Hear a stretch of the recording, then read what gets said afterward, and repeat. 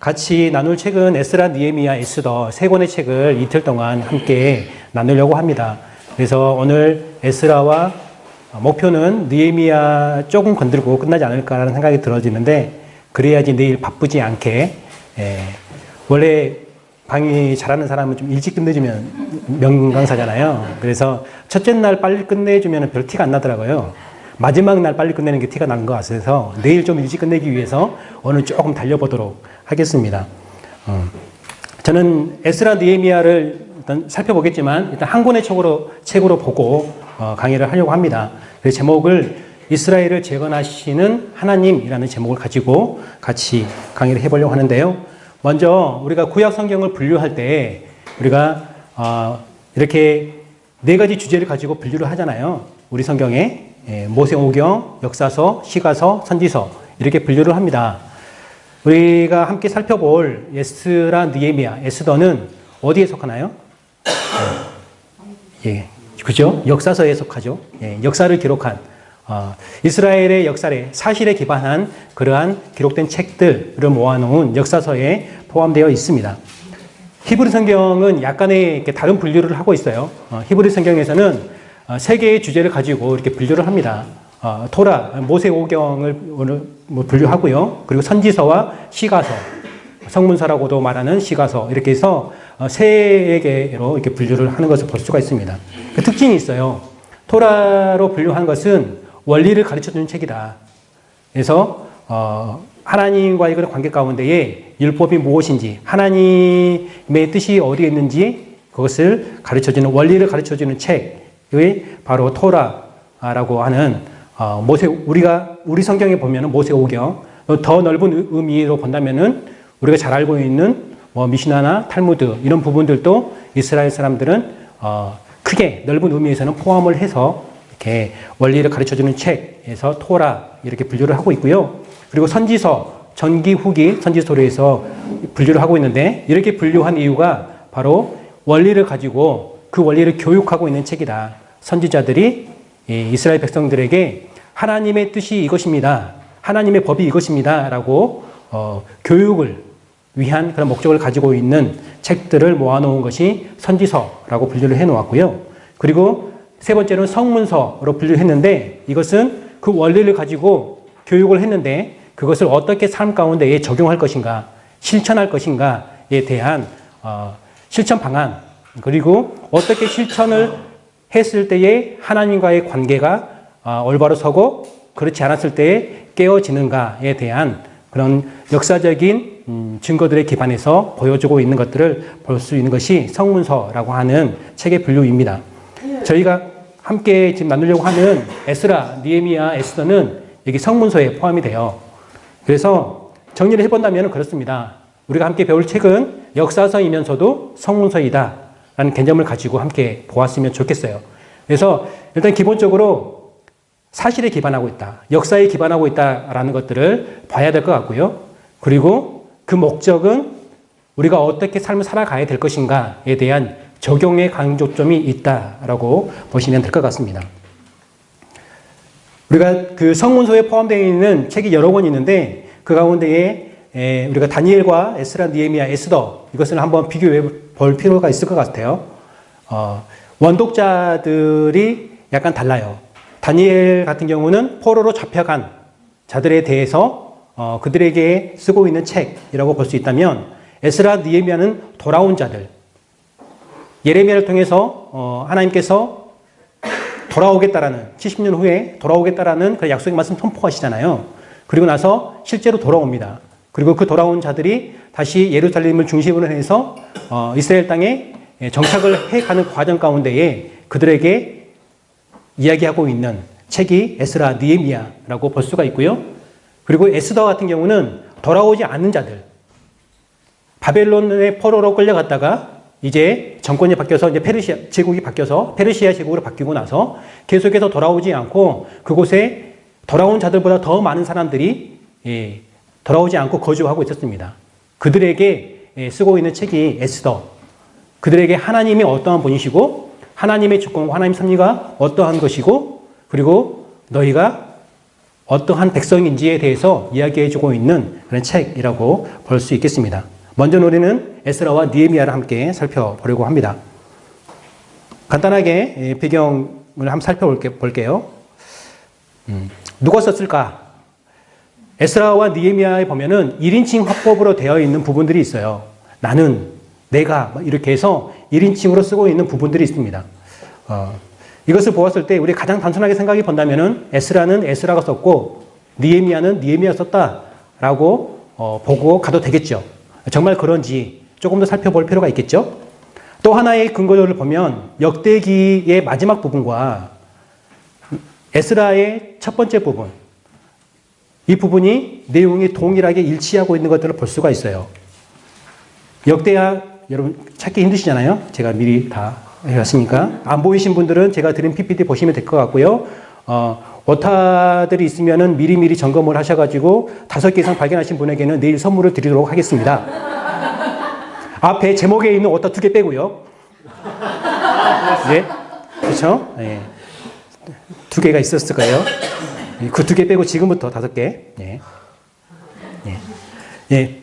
비교보면은 그렇습니다. 같이 한번 읽어볼까요? 역대하 36장 22절에서 23절 말씀인데 같이 한번 읽어보겠습니다. 시작.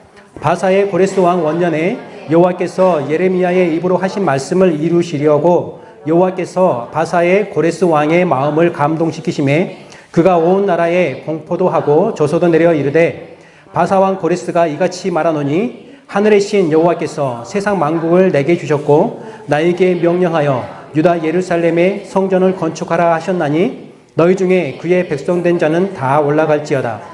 너희 하나님 여호와께서 함께 하시기를 원하노라 하였더라. 역대하 마지막에 나오는 그러한 구절입니다. 그리고 에스라 1장 1절에 3절 말씀을 보면은 같이 읽지는 않겠습니다. 여러분 다 읽어오셨을 거라는 생각이 들어서 동일한 그런 말씀을 하고 있습니다. 거의 몇 개의 단어만 이렇게 약간 바뀌어 있고 내용적으로 봤을 때는 거의 95% 이상 일치한, 내용으로 봤을 때는 100% 일치한 그러한 구절들이라고 볼 수가 있을 것 같습니다. 이런 역대기와 에스라의 연속성을 놓고 보았을 때에 그 역사가 계속 이어지고 있는 것을 볼 수가 있고요.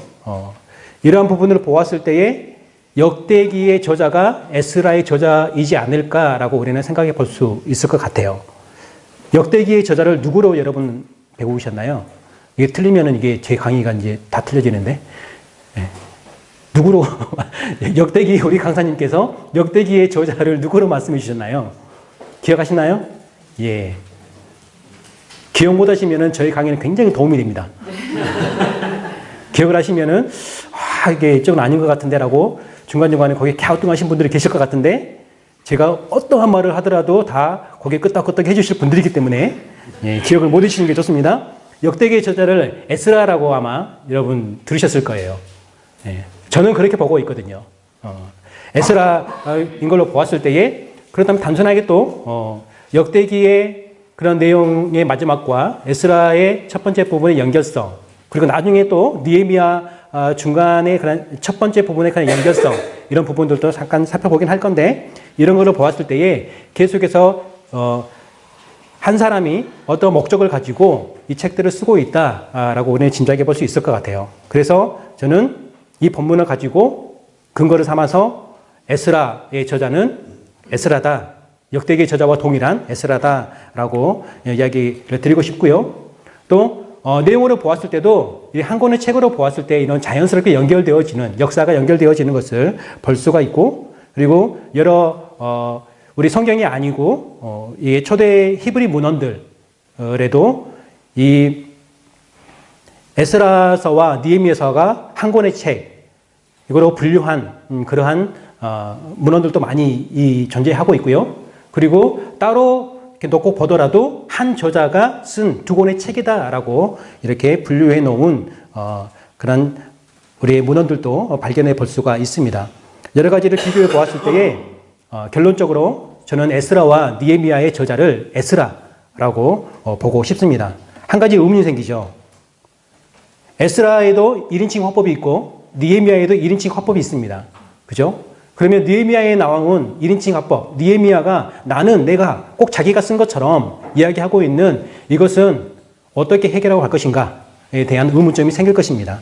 그것을 저자의 의도라고 본다면 충분히 해결해 볼 수 있지 않을까라는 생각이 들어요.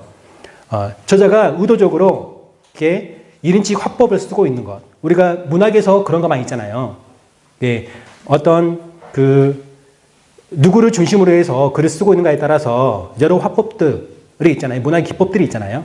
그것처럼 느헤미야 쓴 게 아니라 에스라가 느헤미야까지 함께 썼는데, 느헤미야를 1인칭 화법으로 쓰고 있는 것은 그거는 저자의 의도로 볼 수 있다. 그러면 어떤 의도를 가지고 그렇게 했는가? 보통 우리가 에스라와 느헤미야서에 1인칭 화법으로 쓰고 있는 그 부분들을 보면은 회고적인 부분이에요. 자신의 이야기를 하고 있는 회고록에 관련된 그런 부분들이에요. 다시 말해서 공동체 이야기를 쭉 하고 있다가 갑자기 1인칭 화법을 써서 자신의 이야기를 이렇게 하고 있는 거예요. 이런 화법을 쓸 때는 내가 지금 하고 있는 이야기가 정말 사실이야, 허구가 아니야 라고 하는 진실성을 보여주기 위한 그런 목적, 그리고 모델을 제시하기 위한 목적, 나같이 너희들도 이렇게 됐으면 좋겠다 라는 그런 목적, 이 두 가지 목적을 가지고 1인칭 화법으로 저자가 의도적으로 쓰고 있다라고 본다면 충분히 해결해 볼 수 있지 않을까라는 생각이 들어집니다. 다르게 생각하실 수도 있어요. 느헤미야가 썼을 것이다 라고 생각할 수도 있어요. 하지만 어떤 문학적인 기법이 그랬을 것이다 라고만, 그것만 가지고 에스라가 썼을 것이라고 여러분에게 말씀드리는 게 아니라 미리 살펴보았던 그러한 역사적인 흐름이나 그리고 여러 내용의 통일성, 그리고 느헤미야 1장, 우리 성경에는 번역이 잘 되어 있지 않지만 연결되어진 것이 처음 시작하는 그 책을 쓰는 그러한 형식으로 쓰는 게 아니라 앞에 어떠한 글이 있다라는 것들을 가정하고 계속해서 연결해서 쓰고 있는 그런 문학적인 기법들, 그리고 내용의 연결성, 이런 것들을 볼 수가 있거든요. 그래서 이런 자연스럽게 연결되어지는 것. 본다면은 그런 거죠. 느헤미야 1장 1절에 아닥사스다 왕의 기록이 있잖아요. 그때 느헤미야가 이러했다라는 기록도 있는데, 그 원문에는 이 아닥사스다 왕에 대한 이름이 나오지가 않아요. 그것은 어떤 책의 중간이라는 의미죠. 앞의 내용을 보았을 때에 아닥사스다 왕의 때라는 것을 알 수 있는, 읽었을 때에 그런 연결성이 있다라는 것들을 볼 수가 있고요. 그리고 느헤미야 1에서 7장에서는 에스라와 율법책에 대한 언급이 없어요. 그러다가 갑자기 느헤미야 8장에 에스라가 등장해서 종교 개혁을 합니다. 율법책을 낭독을 하고요. 이런 부분들이 나중에 본문에서 살펴볼 거예요. 약간의 편집의 그런 과정들이 있었다라고 볼 수 있는 근거들이 있습니다. 나중에 본문에서 더 자세히 살펴볼 것인데, 이러한 내용들, 그리고 초기 히브리 문헌들이 에스라와 느헤미야를 어떻게 보고 있는가라고 조금 전에 설명드렸던 그런 전체적인 내용들을, 그리고 역대기와 에스라의 그런 연결성에 대한 그런 이야기들, 이 모든 것을 종합했을 때에 에스라가 썼을 것이다 라고 보는 것이 좋지 않을까. 저는 그렇게 생각을 하는데, 여러분이 다르게 본다고 그러면은 그거에 따른 근거를 제시한다면은 충분히 볼 수 있을 것 같다라는 생각이 들어집니다. 예. 우리가 언제 썼는가에 대한 그 시대를, 저작 시대를 우리가 볼 때에 본문에 나와 있는 연대를 살펴보는 것이 제일 쉬운 방법이겠죠.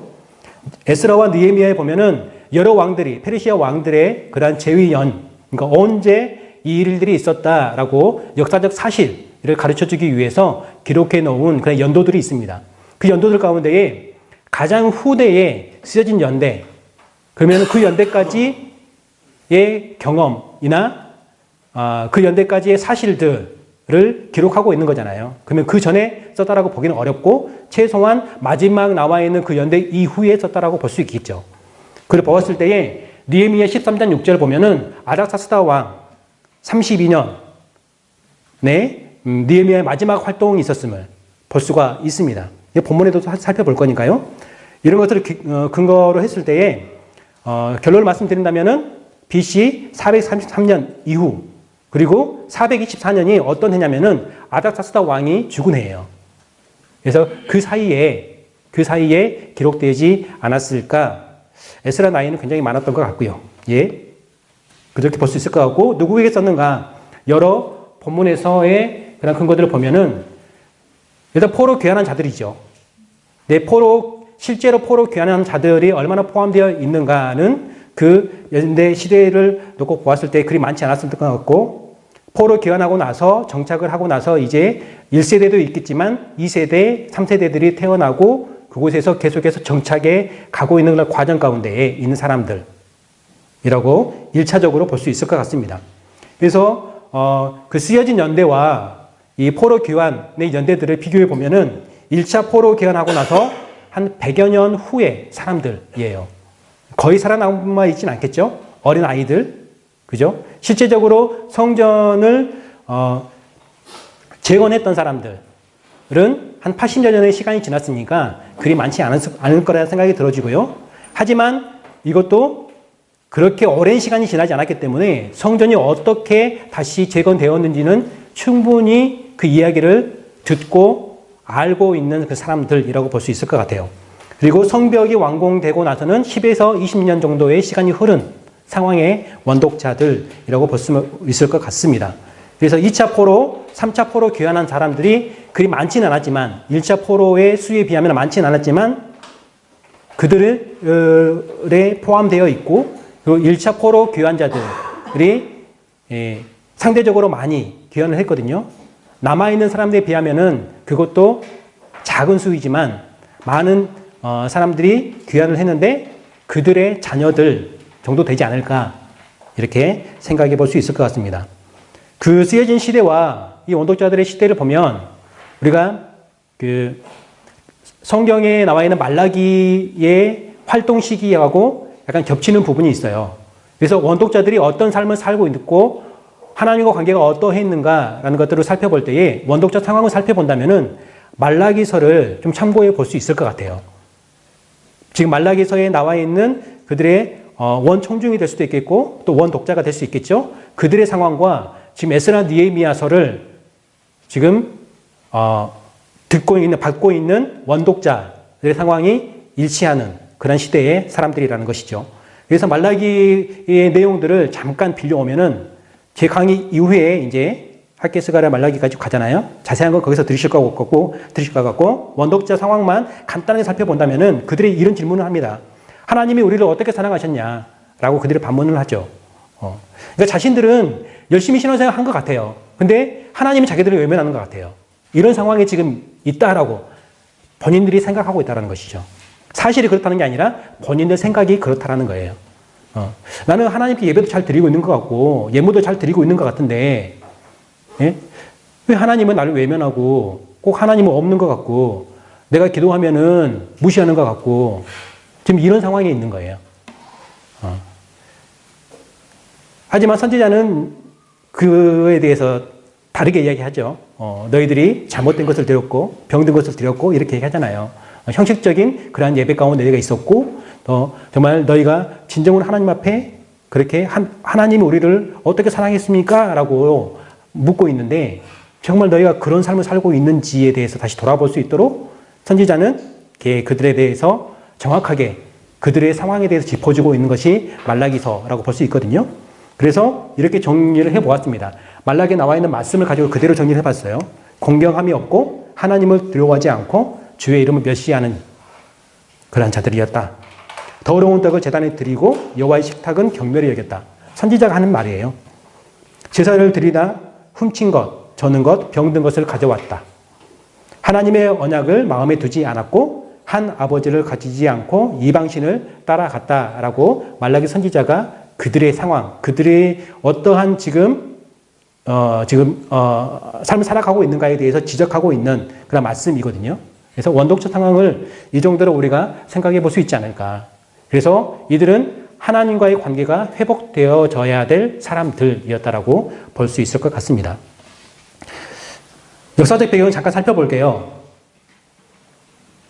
듣고 잊어버려도 상관없습니다. 그냥 분위기만 딱 파악하십시오. 아, 이런 분위기였구나.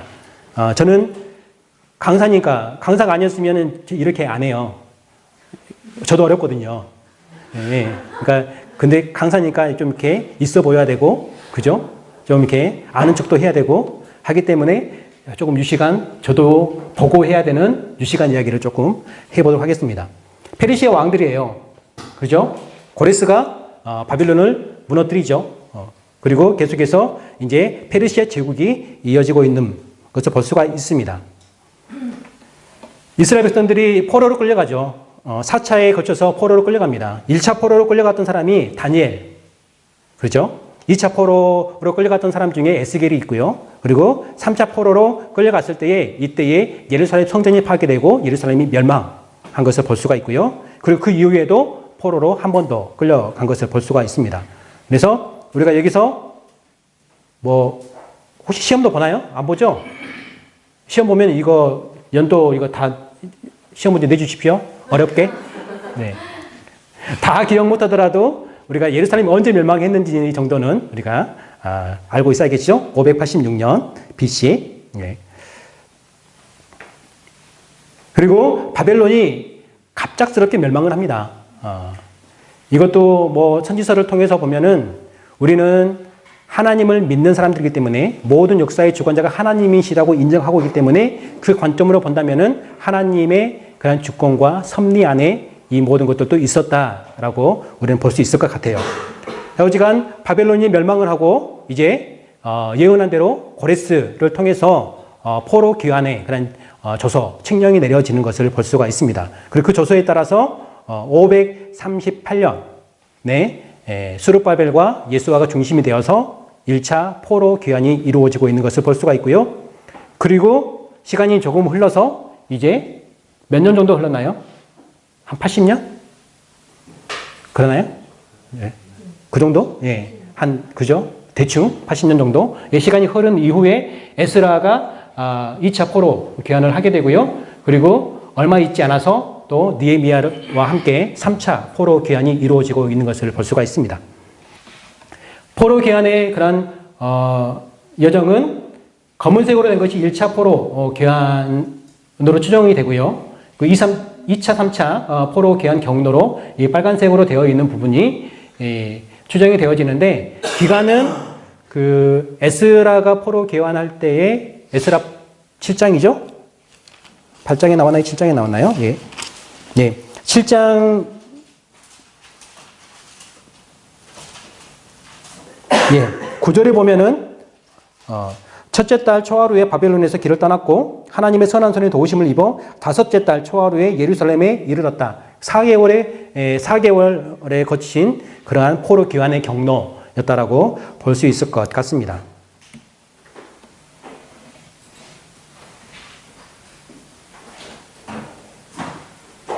그리고 포로 귀환에 대한 목적이 있었죠. 이스라엘 백성들은 포로 귀환에 대한 목적이 있었습니다. 이 목적은 페르시아 입장에서 보았을 때의 정치적인 이유가 있었고요. 이스라엘 입장에서 봤을 때의 하나님의 언약의 성취이고 또 성전과 회파된 성벽 재건이라는 그러한 목적이 있었습니다.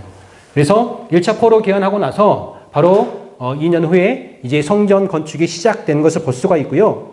그리고 2년여의 시간을 하다가 여러 가지 방해로 인해서 성전 재건이 16년 정도의 시간 동안 중단된 것을 볼 수가 있습니다. 그리고 다시 선지자 학개와 스가랴의 그런 촉구로 인해서 성경에 기록된 대로 기록된 말씀대에 근거해 보자면 그것에 의해서 다시 다리오 왕 2년에 성전 재건이 재개가 되고 이제 4년에 걸친 그런 시간 동안 성전을 쉬지 않고 재건을 해서 다리오 6년에 완공했던 이 내용이 이제 에스라 1장에서 6장까지의 그런 내용 가운데 나오는 그런 역사의 기록들이라고 볼 수가 있을 것 같고요. 그래서 예레미야의 그런 70년 예언이 있잖아요. 그 예언을 이제 어떻게 이것을 성취로 맞춰볼 것인가라고 했을 때, 일단은 이스라엘 사람들은 성전 중심의 신앙을 가지고 있었어요. 그래서 그들이 이 포로 귀환을 하고 성전 재건을 시작한 그 즈음으로 놓고 이렇게 역사를 거슬러 간다 보면 1차 포로, 다니엘이 1차 포로로 끌려갔을 때에 이제 바벨론에 1차 포로로 끌려갔을 때에부터 시작을 한다면은 거의 한 70년 그리고 고레스 칙령으로 본다면 한 68년 이렇게 되는데 거의 이제 70년의 시간이 찬 것을 우리가 볼 수가 있고요. 또 성전 중심으로 본다면은 성전이 무너지고 다시 성전이 재건되었던 그 연수를 계산해 보면 70년의 그런 계산이 나옵니다. 그래서 뭐 꼭 70년이냐, 69년이냐, 68년이냐 이게 중요한 것이 아니라 언약이 성취된 것을 우리가 볼 수 있다라는 것을 역사적으로도 한번 볼 수 있을 것 같고요.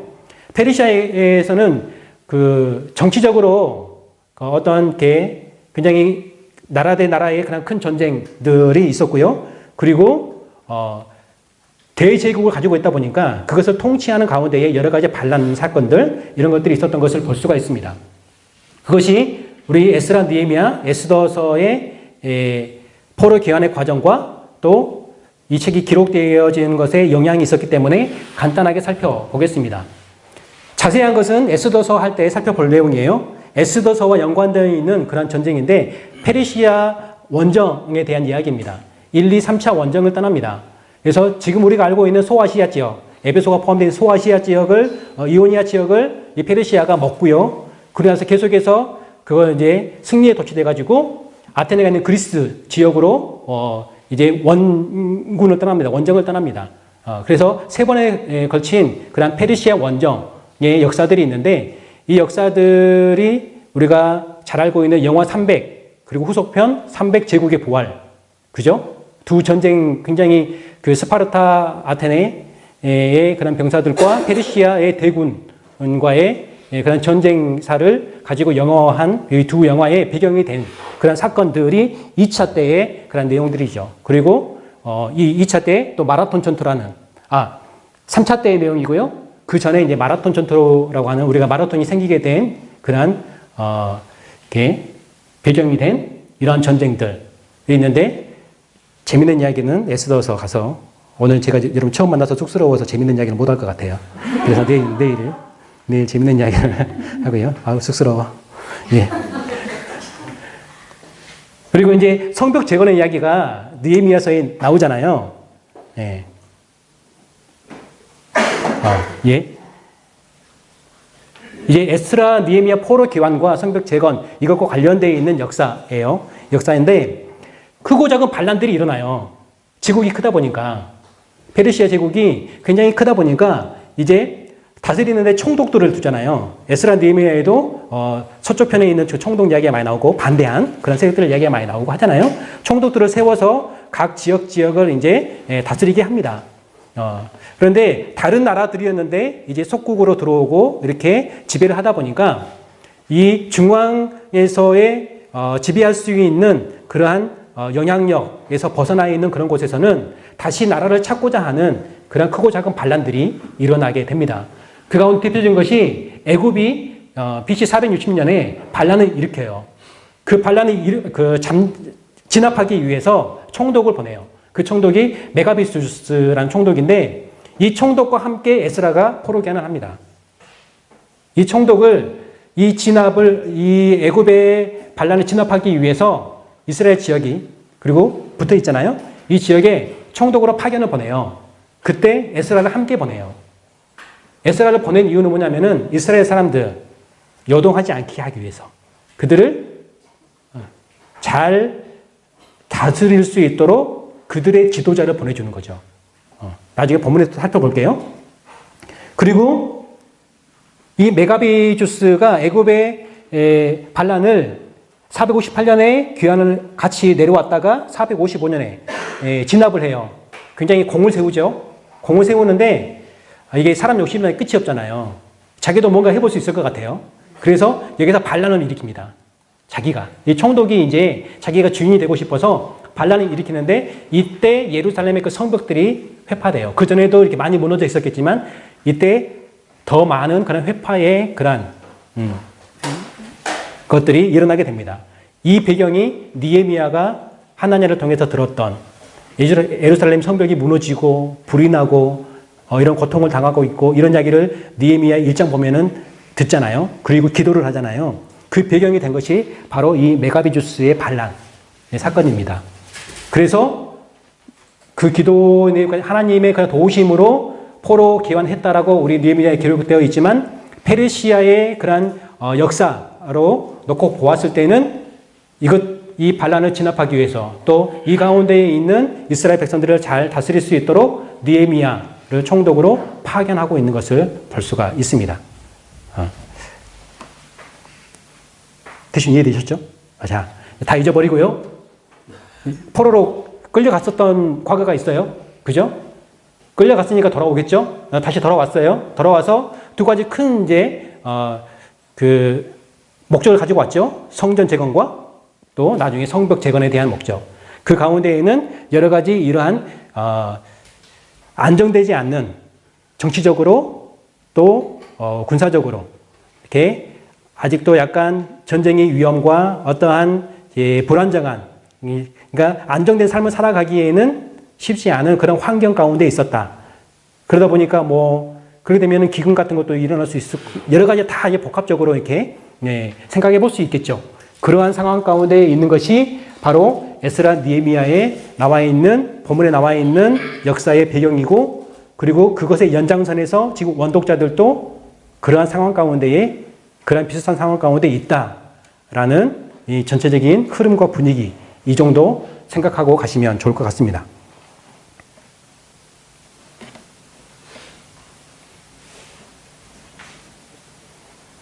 네. 하나님께 사용한 사람들이 나오죠. 고레스, 우리가 스룹바벨이나 또 에스라나 또 느헤미야, 할게스가랴 다 이렇게 있죠. 네. 그래서 중심사상은 하나님의 언약의 신실하심으로 재건되는 성전과 백성들이라고 생각해 볼 수 있을 것 같아요. 회복에 대한 이야기이죠. 그 가운데에는 하나님의 신실하심이 있죠. 하나님의 주권과 섭리 안에서, 그리고 언약을 성취하시는 그 하나님 안에서 이스라엘 백성들을 돌보시는, 그리고 이스라엘 백성들을 다시 재건하시는 하나님의 그 신실하심이 드러나 있다라고 볼 수가 있을 것 같습니다. 쓰여진 이유는 하나님의 주권과 섭리를 깨닫고 온전히 하나님만 신뢰할 수 있도록 하기 위해서, 그리고 그들의 정체성이 어디에 있는지, 포로로 귀환했지만 그곳에서 새롭게 또 정착한다는 것은 또 다른 어려움들이 있었을 거예요. 그죠? 이미 그곳에는 다른 또 이주민들이, 다른 민족들이 들어와 살고 있고, 그러니까 굴러온 돌이 예전엔 내 땅이었지만 이제는 시간이 흘러서 70년의 시간이 흘러서, 그리고 원독자들에게는 더 많은 시간이 흘렀죠. 다시 자기들이 굴러온 돌이 된 거예요. 굴러온 돌이 박힌 돌을 빼야 되는 그런 상황에 있는 그런 그들에게 너희들이 누구인지, 너희 정체성이 어디 있는지, 이것을 가르쳐 주기 위한, 그래야지 흔들리지 않기 때문에, 그리고 공동체의 회복과 거룩함을 잃지 않기 위해서 하나님의 백성, 하나님의 언약 백성임을 그들이 온전히 지켜가기 위해서 어떻게 해야 되는지에 대해서 가르쳐주고 있는 책이라고 볼 수가 있겠습니다. 하나님 성품들은 다 나와 있어요. 신실하신 하나님에 대한 성품, 그리고 거룩하신 또 죄를 굉장히 싫어하시는 것 같죠. 공의 하나님에 대한 직접적인 하나님의 그 심판의 내용은 나오지 않지만 스스로 자기들이 개혁을 하고 하나님 앞에 온전히 서고자 하는 그러한 이야기들이 우리가 존재하는 것을 볼 수가 있고요. 한 권의 책으로 본다고 그랬죠? 예. 제가 진행하다가 혹시 못 볼 수 있으니까요. 간식 준비되면은 바로 저에게 사인을 주시면은 제가 바로 스톱하겠습니다. 예. 간식이 중요할 때가 있어요. 강의보다. 예, 그죠? 예. 교환 구조로 볼 수 있을 것 같아요. 크게 보면은 눈에 보이는 그런 건물의 그냥 회복, 그러니까 공동체의 전체적으로 공동체의 회복을 이야기하고 있는 책인데, 이러한 회파된 것에 대한 그 회복이 있고, 그리고 내적인 그런 회복, 정체성, 또 그들이 하나님의 언약 백성으로서의 세워져야 될 부분, 그리고 하나님의 관계가 깨어진 부분에 대해서 다시 새롭게 일으켜 세워야 될 것들에 대한 정체성 회복에 대한 부분. 그래서 성전 회복과 정체성 회복, 그리고 성벽 회복과 정체성 회복, 이렇게 교환 구조로 나와 있는 것을 볼 수가 있습니다. 인물로 본다면은 에스라 1장에서 6장까지는 스룹바벨과 예수아가 중심이 돼서 1차 포로 귀환자들의 이야기, 성전 재건의 이야기가 나오고 있고요. 그리고 7장부터 10장까지는 에스라가 귀환하고 나서 이제 그들이 하나님의 백성으로서의 세워져야 될 그런 정체성을 회복하는, 그들이 큰 죄의 문제를 다루면서 회복하고자 하는 그런 이야기들이 나오고요. 그리고 느헤미야에 가서 다시 성벽을 재건하기 위한 느헤미야의 그러한 기도와 준비, 그리고 실제로 52일 만에 그것을 회복하는, 다시 재건하는 그런 이야기들이 나오고요. 그 이후에 이제 다시 한번 공동체의 그런 정체성을 회복해가는 그런 이야기들이 나오는 것을 볼 수가 있습니다. 그래서 에스라, 느헤미야, 나중에는 에스라와 느헤미야가 같이 그것들이 일을 해가는 것을 볼 수가 있고요. 역사서이기 때문에 그러한 연대로 본다면은 포로 개헌하고 나서의 이야기, 그리고 중단돼서 16년 이후에 다시 성전 재건하는 그런 4년 정도의 이야기, 이것을 종합해서 6장까지 나오고 있고요. 그리고 458년에 에스라가 귀환해서의 이야기, 그리고 느헤미야가 444년에 귀환해서의 이야기와, 그리고 느헤미야가 총독을 있었던 12년의 그런 시간 가운데의 그런 이야기들, 이게 정체성을 회복했던 그런 이야기들에 대해서 나오고 있는데, 여러분 읽어보셨겠지만 중간중간에 이 역사는 왜 여기 나와 있지? 이거는 시대가 짬뽕되어 있네? 라고 보여지는 부분들이 몇 군데가 있어요. 그렇지만 큰 틀에서 놓고 보았을 때에 이 역사의 흐름 가운데에 기록되어져 있는 것을 보게 되고, 왜 그렇게 중간에 삽입되고 역사가 이렇게 짬뽕되어 있는가는 본문에 가서 살펴보도록 하겠습니다. 예. 강조되고 있는 주제들은 하나님의 주권에 대한 이야기를 하고 있고, 하나님의 은혜와 하나님의 섭리에 대한 이야기를 하고 있는 것을 볼 수가 있고요. 그들이 누구인가, 나는 누구인가에 대한 이스라엘 백성들, 이스라엘 공동체의 정체성과 또 그들이 그냥 똑 떨어져 있는 그런 게 아니라 예전부터 하나님께서 예전부터 언약을 맺고 계속해서 그들의 하나님으로 계속해서 오신 그 연속성에 대한, 그들의 조상이 누구인가에 대한 그 족보 이야기가 굉장히 중요하게 나오거든요. 이런 족보에 대한 이야기를 하면서 그들의 뿌리가 어디에 있고 하나님과 관계가 어떻게 세워졌는가에 대한 연속성에 대한 이야기가 나오고 있고요. 예언이 성취되어진 이야기가 나오고 있고요. 그리고 그 중심 가운데는 율법과 성전과 예배.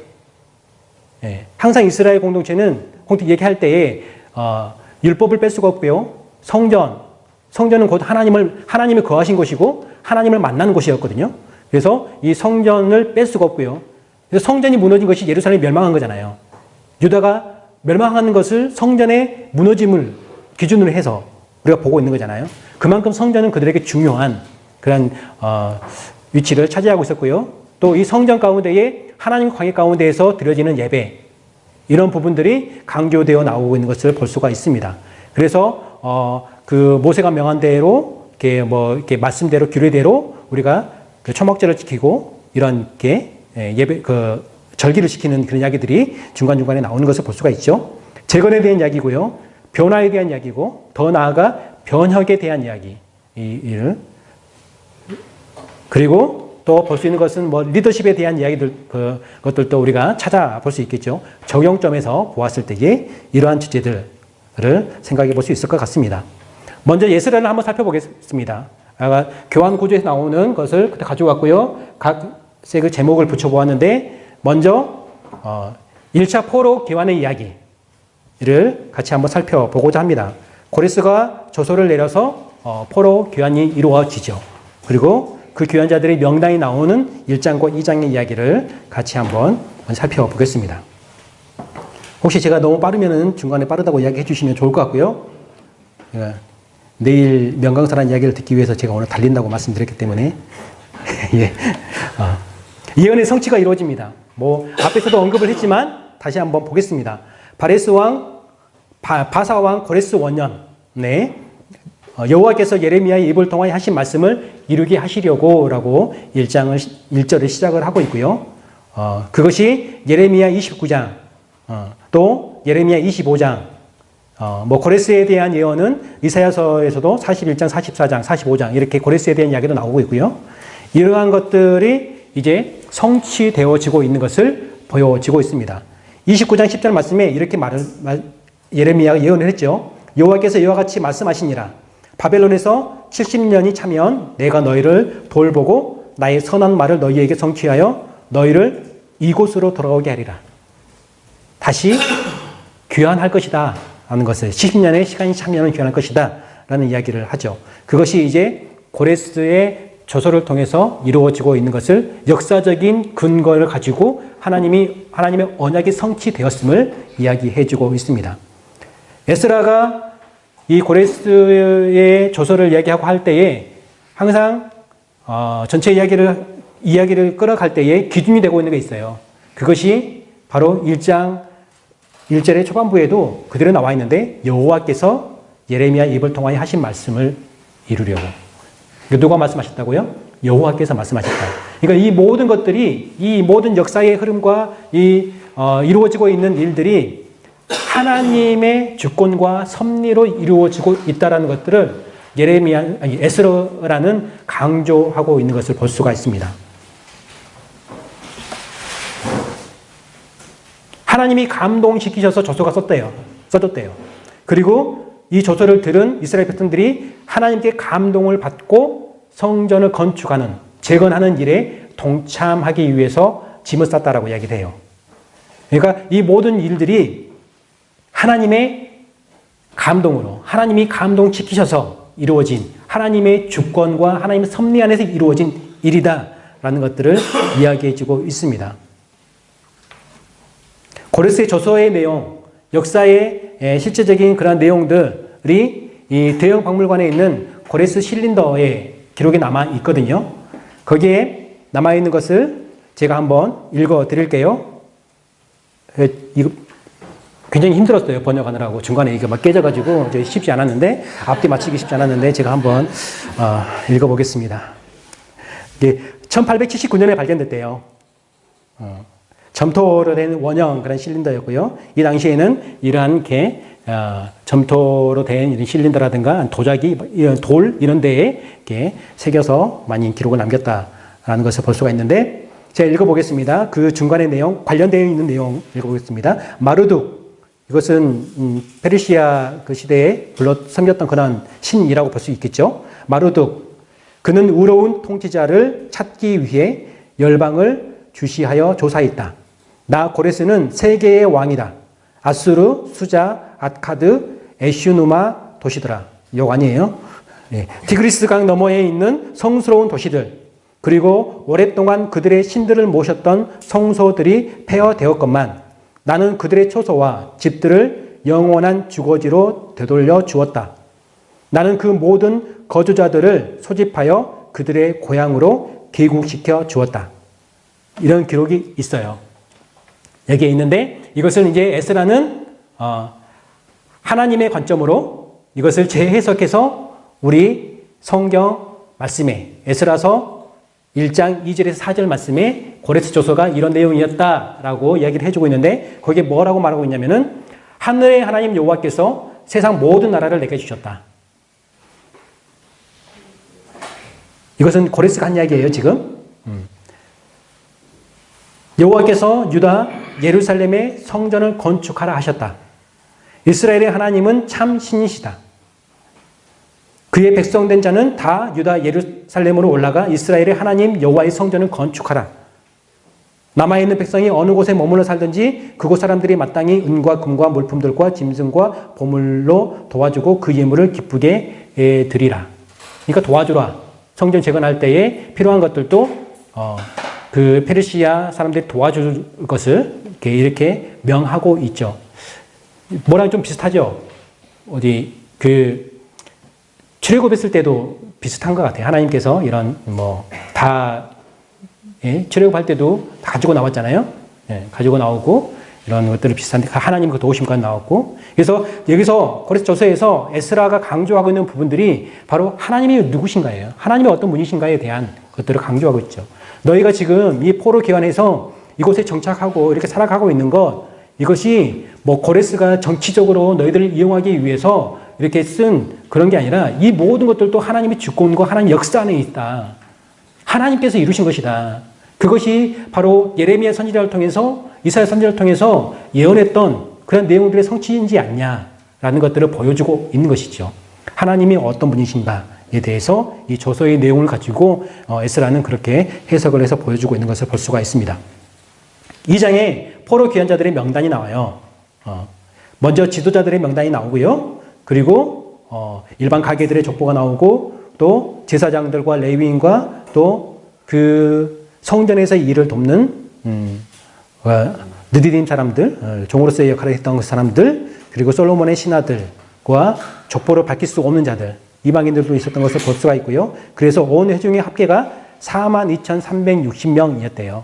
그 외에 종이 7천여 명이 있었고요. 노래한 자들이 200여 명, 그리고 말과 노새, 낙타, 나귀도 이렇게 기록되어져 있는 것을 볼 수가 있습니다. 그리고 족장들이 성전 건축을 위해 드린 예물까지 이렇게 세세하게 기록되어져 있는 것을 볼 수가 있는데, 에스라 느헤미야서에 족보의 기록이 여러 번 있어요. 1차 포로 귀환자들의 기록이 2장에 나와 있지만 또 느헤미야 7장에 반복돼서 다시 기록하고 있어요. 물론 족보를 언급한 목적은 달라요. 다르지만 기록이 있는데, 이 족보들을 이렇게 계속해서 언급하고 있는 것은 아까 우리가 중심되는 주제들 가운데에 연속성이라는 말씀을 드렸어요. 지금 포로 귀환자들이 어떠한 그런 그 역사적인 그러한 흐름, 그런 족보, 아니 족보를 통해서 어떠한 흐름을 가지고 있는가에 대한 이야기. 다시 말해서 그들의 선조들과의 관계를 이 족보를 통해서 이야기를 해주고 있어요. 그거는 하나님께서 그 선조들과의 언약을 맺었잖아요. 근데 그들이 예루살렘 멸망하고 포로로 끌려갔어요. 언약이 깨졌다고 생각하지 않았을까요? 하나님께서 더 이상 자기들이 하나님이 아니라고 생각하지 않았을까요? 이러한 자들에게 하나님은 여전히 너희들과 언약 관계에 있는 분이셔. 여전히 너희의 하나님이셔 라는 것들을 족보를 통해서 보여주고 있는 것을 우리가 볼 수가 있습니다. 그리고 이러한 족보들을 포로 귀환자 명단을 이렇게 보여주고 있는 것들은 신앙 고백적인 의미도 우리가 찾아볼 수 있을 것 같아요. 혈통을 보존해 주셨다는 것에 대한, 그리고 하나님의 그런 구속사를 계속해서 진행형 가운데에 이어가고 있는 그런 하나님의 은혜, 이런 부분들이 족보를 통해서 볼 수가 있거든요. 아, 그렇구나. 하나님께서 우리를 그냥 놔두지 않으셨구나. 외면하지 않으셨구나. 우리가 잘 못 느꼈을 뿐이지 하나님은 계속해서 우리와 함께 하셨구나 라는 것들을 족보를 통해서 그들이 깨닫게 된 것이죠. 그래서 지금 원독자들의 상황이 하나님이 어디 계시냐라고, 하나님이 정말 우리를 사랑하시냐라고 지금 묻고 있다라고 했잖아요. 그들이 삶 가운데에 지쳐 있어요. 그들이 삶의 환경 가운데에 찌들어 있는 거예요. 어쩌면 이방인과 섞여 있는 상황 가운데에서 거룩함을 지켜야 되는 상황이고, 또 하나님을 섬기는데 만만치 않은 상황이고, 때로는 거기가 전쟁으로 회파된 그러한 곳에 다시 정착하는 것이어서 굉장히 기근이나 여러 가지 살아가는 그런 환경 가운데에서는 썩 좋지 않은, 오히려 페르시아에서 이제 정착하고 거기에서 자녀들을 낳고 거기에서 안정된 삶을 하고 이때가 더 그리워지는 그런 상황에 있는 것. 꼭 그 이스라엘 백성들이 출애굽하고 나서 광야에서 우리가 애굽에 있었으면은 정말 이러지 않았을 건데라고 원망하잖아요. 그런 거하고 비슷한 지금 상황이에요. 계속해서 정체성이 흔들리고 있는 그런 상황에 있는 그런 원독자들에게 이러한 족보들을 보여주고 있다는 것은, 아니야, 여전히 하나님은 너희 하나님이셔. 하나님께서 너희 조상들하고 맺었던 그 언약, 지금 너희들과의 맺어진 그 언약이야. 그것이 끊어진 게 아니라 너희들이 그것을 언약 백성으로 지금 하나님께서 너희를 부르고 있고, 계속해서 하나님께서는 너희들과 관계를 회복하길 원하셔 라고 하는 것들을 이 족보를 통해서 보여주고 있다라고 볼 수가 있습니다. 42,360명이 귀환을 했대요. 굉장히 많은 수인 것 같잖아요. 뭐 4만 명 적지 않은 수죠. 근데 남아있는 수에 비하면은 솔직히 이것도 많다라고 보기 어려운, 그만큼 이 돌아온 자들은 엄청난 대가를 지불하고 돌아온 거예요. 페르시아의 바벨론의 포로로 끌려갔지만 그곳에서 이제 정착하며 살아갈 때에 그들의 삶이 오히려 더 풍족해진 경우들이 많아요. 벼슬도 했던 것들을 볼 수가 있고요. 어떠한 자기들이 노력하면은 재물도 쌓을 수 있었던 것을 볼 수가 있고요. 굉장히 안정적인 그런 삶을 살아갈 수 있는 삶의 터전을 이 70년의 시간 동안 충분히 만들 수 있는 그런 상황. 그냥 가서 그냥 종으로서 막 끌려간 그런 게 아니라 그곳에서 이제 주민으로서의 그러한 이렇게 정착하고 살아갈 수 있는 그런 것들이 보장되어 있는 상황이었거든요. 근데 그것들을 다 놔두고 다 버려두고 지금 돌아온 사람들의 일도 있고 또 그 후손들이에요, 지금. 근데 다시 그것을 읽고 나가야 되는 상황이 있는 거예요. 얼마나 힘들겠어요? 그런 상황 가운데 하나님과의 그런 관계, 연약한 우리가 그런 상황 가운데에서 계속해서 지켜나갈 수 있다는 것은 쉽지 않은 일이었겠죠. 그런 자들에게 이런 족보를 이야기해 주는 것은 아니야. 너희들은 이러한 혈통이 있는 사람들이야. 너희들은 정말 이러한 하나님의 언약의 백성으로 계속해서 하나님께서 너희들과 함께하고 계셔라는 것들을 보여주고 있다는 것을 볼 수가 있습니다. 그래서 여러분 족보의 이야기를 읽을 때에 우리 역사가 아니기 때문에 굉장히 지루하고 또 우리가 익숙한 그런 이름들이 아니기 때문에 읽기가 굉장히 버거울 수 있는데 이 족보를 기록하고 있는 것은 이스라엘 사람들의 원독자들 입장에서 봤을 때는 굉장히 중요한 이야기고 없어서는 안 될 그런 이야기. 왜 이것이 기록되어져 있는가 그 의미를 살펴본다면은 충분히 우리 가운데도 하나님이 누구시고 그러면 나의 정체성은 어디에 있는가에 대해서 우리가 생각해 볼 수 있는 그런 말씀드리지 않을까 라는 생각을 해볼 수 있고요. 예언의 성취가 2장 마지막에도 나오는 것을 볼 수가 있죠. 그들이 정착하고 살았던 것, 이곳에 와서 다시 거주할 것이다 라는 그런 하나님의 말씀이 그대로 이루어져 가고 있는 것을 볼 수가 있습니다. 그래서 1장과 2장 간식 준비됐으면 좋겠는데요. 예. 됐습니까? 예. 여기까지 하고 딱 쉬려고 지금 생각을 하고 있었는데, 굉장히 저는, 계산적인 사람이어서요. 제가 딱 할 때까지 하고 끝내야지 좋아요. 그래서 여기까지 하고 쉴 겁니다. 1장, 2장 정리해보면은, 하나님의 주권과 섭리에 대한 이야기, 그리고 언약 백성으로서의 정통성과 연속성에 대한 이야기다. 그래서 하나님은 누구시고 원독자들에게 나는 누구인가에 대해서 생각해 보게 하는 그런 말씀이다 라는 것을 볼 수가 있습니다. 여러분은 어떠세요? 여러분은 하나님의 주권과 하나님 섭리 안에 있습니까? 여러분의 삶은 하나님의 주권과 하나님의 섭리 안에 있는 것은 주체는 하나님이세요. 그죠? 여러분은 하나님의 언약 백성이라고 여러분이 스스로 인정하시고 또 그렇게 살아가려고 노력하고 계십니까? 하나님께서 여러분을 돌보시고 하나님께서 여러분과 계속해서 교제하기를 원하신다는 것을 여러분은 믿고 또 그 하나님 은혜를 구하면서 나아가고 있는지 한번 생각해 보았으면 좋겠습니다.